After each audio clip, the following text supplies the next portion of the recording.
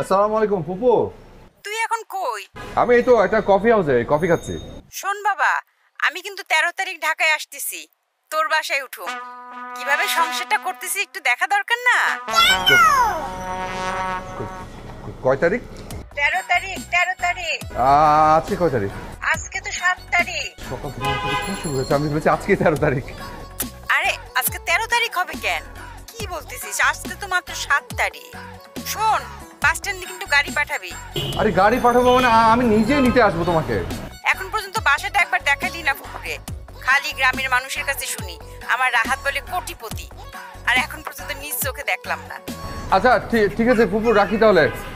আসসালামু আলাইকুম।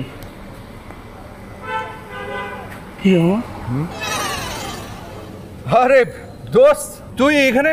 এ তো আসলাম আর একটু বেরোলাম আর কি। তুই তো ভুলে গেলি আমারে। চাকরি দেওয়ার কথা বলে একটা ফোনও তো